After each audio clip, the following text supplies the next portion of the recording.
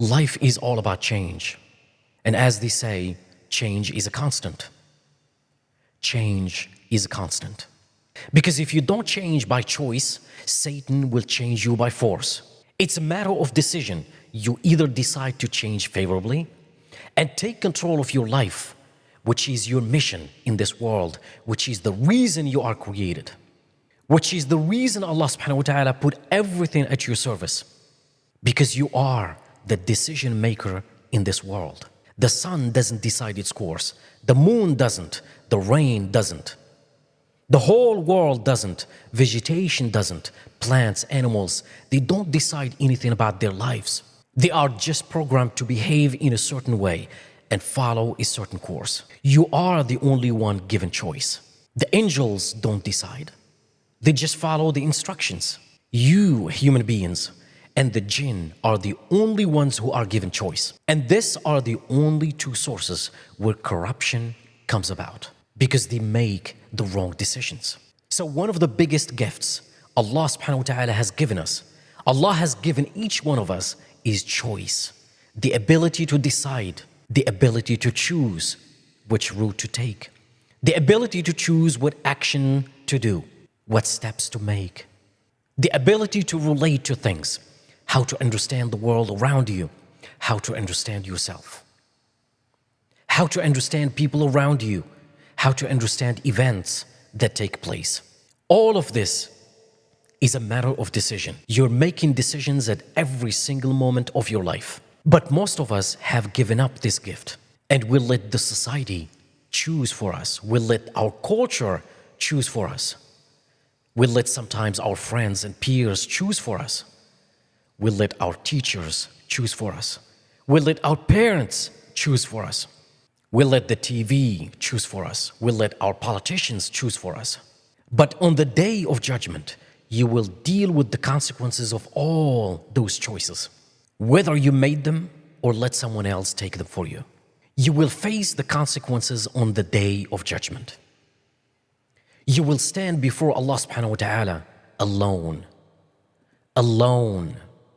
In some narrations, the Prophet ﷺ said, even a mother on the day of judgment will come to her son and she would say, "Oh my son, I held you in my womb 9 months. I looked after you.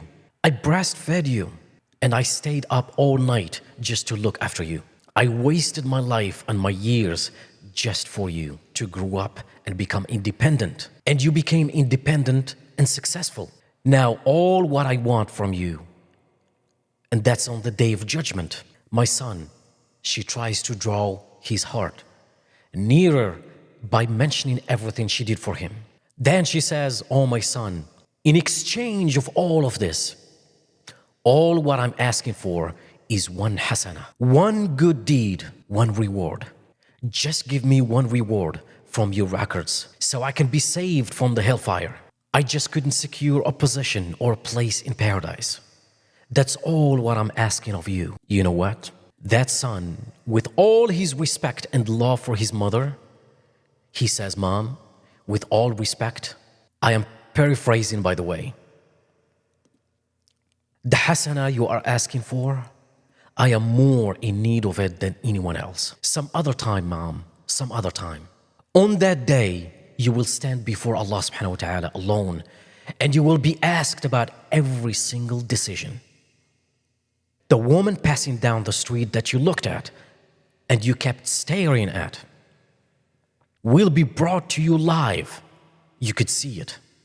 The moment you were alone and did something wrong, the moment you took some haram money that doesn't belong to you, the moment you dealt with riba, interest, the moment you were backbiting someone or slandering someone, that moment, just before that moment, you had the ability to make a decision, either to change in the sin or give it up and leave it. But you made the wrong decision, and it will come to you that moment.